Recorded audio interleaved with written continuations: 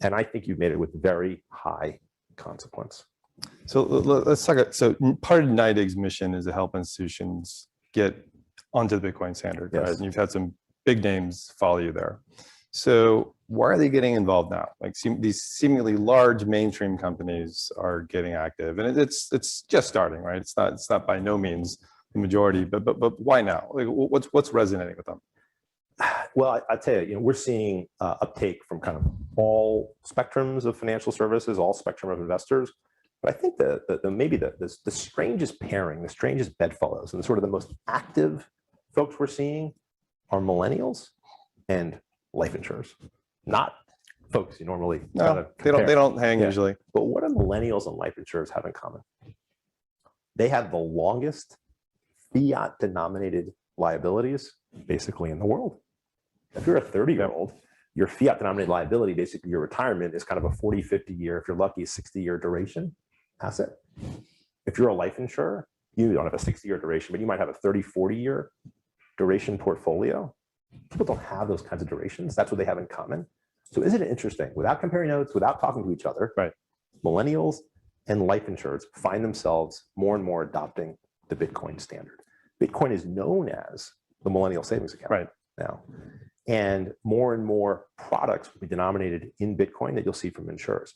In addition to adoption of Bitcoin, so in that sense, what we're really talking about is just buy it, right? Just own it, get off zero. Yep.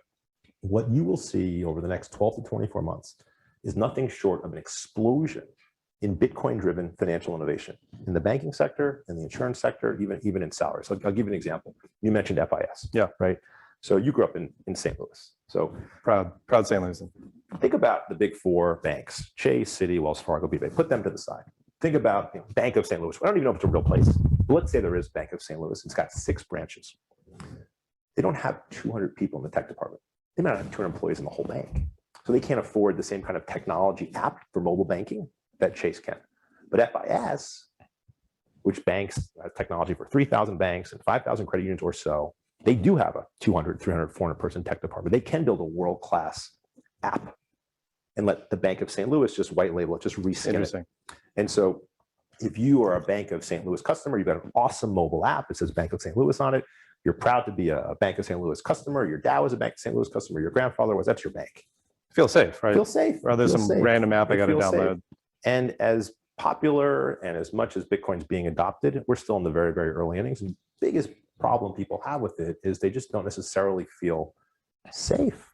Can they trust the financial solution they're working for? So with FIS, we've partnered with them so that their core app will enable Bitcoin buy, sell, and hold, so that when you have your Bank of St. Louis app, you're like, oh man, I can buy Bitcoin on it. Yeah. I'm already AML KYC'd. I press a button, it goes into this one report. In addition, on your Bank of St. Louis credit card, which is just a white labeled credit card, you can get cash rewards, you can get miles rewards, but you'll be able to get Bitcoin rewards.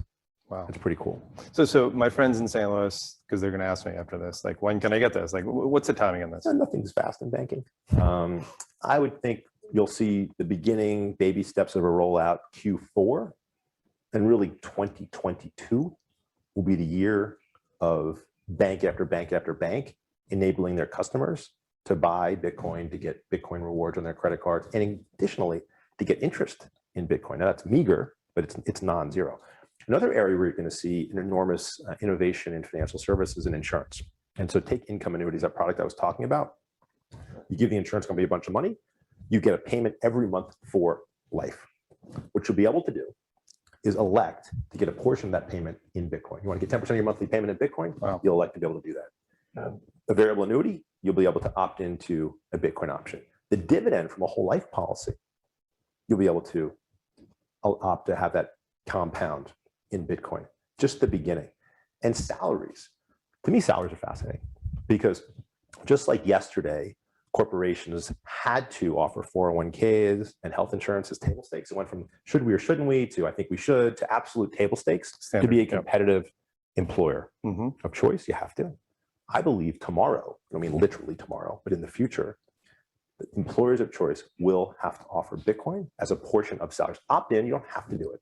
But employees will have to make it easy, not hard, to opt in to Bitcoin. A slider 5%, 10%, 25% of your biweekly salary in Bitcoin. All of that is coming in the next 12 to 24 months. So in other words, you haven't seen nothing yet in terms of Bitcoin adoption.